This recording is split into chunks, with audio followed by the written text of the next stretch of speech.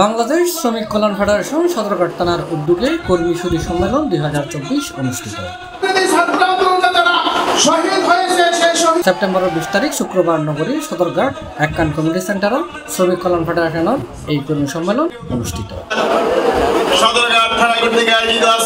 সম্মেলনত বৈষম্য বিরোধী ছাত্র আন্দোলন শেখ হাসিনা কর্তৃক ছাত্রলরে রাজাকার আখ্যায়িত করিয়ে কটূক্তির সমালোচনা করে বক্তব্য রাখি বাংলাদেশ শ্রমিক কল্যাণ ফেডারেশনের কেন্দ্রীয় কমিটির সভাপতি ও সাবেক এমপি আনাম শামসুল ইসলাম। তারা আমাদের বাসার ভিতরে কয়েকজনে বসে আলাপ করলেও সেখান থেকে ধরে নিয়ে গিয়ে বলে যে তারা জঙ্গি পরিকল্পনা করেছে। এরকম করে আমাদের বিরুদ্ধে হাজার হাজার ভাইদেরকে লক্ষ লক্ষ ভাইদেরকে কারাগারে পাঠিয়ে নির্যাতন করেছে।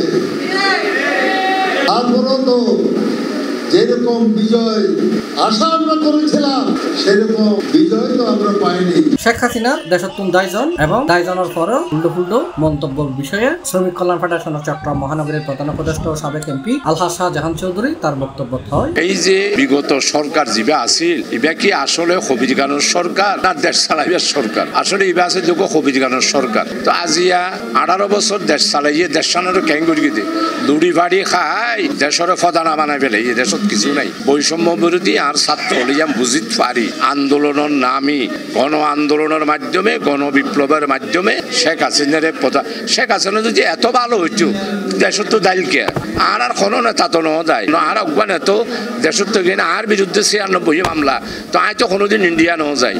তো তোমার এখনো একখান কিছু হইলে এনে ফোড়র করে ইন্ডিয়া খিলে যাও তো আজিয়া খে ও আফা অনল্লা বলে দেশত বেগুন খান্দের তো আফা কি হর আয় একবারে বর্ডারের হাসাহাসি আসি আয় এটা ফুডুর করে দেশত ঢুকুম তো আয় আবার হচ্ছে তুই ফুডুর ঘুরি আনলে আর সুডুর করে ধরি পদ্মা নদী ডুবাই দিই।